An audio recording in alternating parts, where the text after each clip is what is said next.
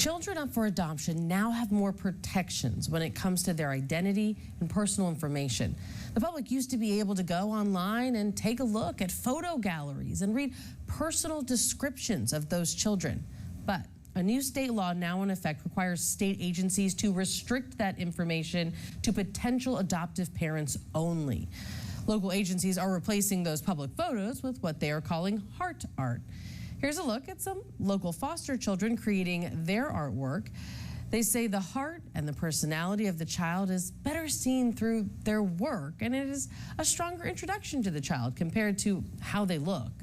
Our children are loving it. They're enjoying it. It is a trauma-informed way for them to feature themselves. They can be expressive.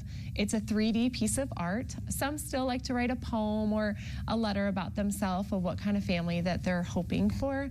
And then others will actually create a big 3D piece of art, which is really exciting. However, with a record number of children in foster care and up for adoption, these agencies tell us it continues to be challenging to find homes and prospective parents.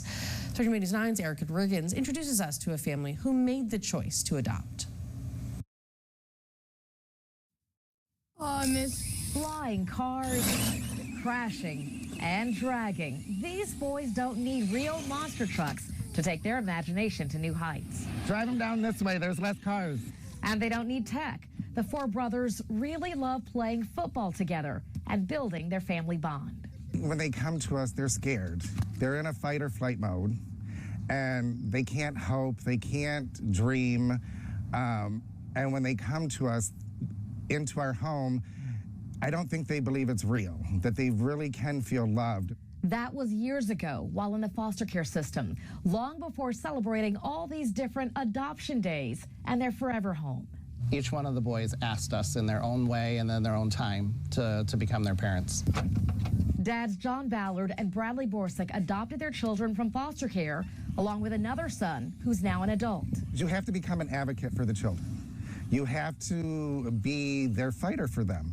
They have fought up until the time they come into your house, and now you have to help them. You have to give them the tools to help fight for themselves and give them a voice. Their voice has been taken from them. With thousands of children in need of homes across the region, Family Support Services and the Heart Gallery of Pinellas and Pasco are hoping more families and more individuals make the commitment to create loving homes. You don't have to be a two-parent home. You don't have to be a mom and a dad. You don't have to be, someone that has children already. Unfortunately, that myth is still out in the communities, and I don't think it's just in Pasco and Pinellas County. I think it's nationwide of, I live in an apartment, I can't foster, I can't adopt a child. Absolutely not. We have retirees who are fostering. We have members of the LGBTQ+ community.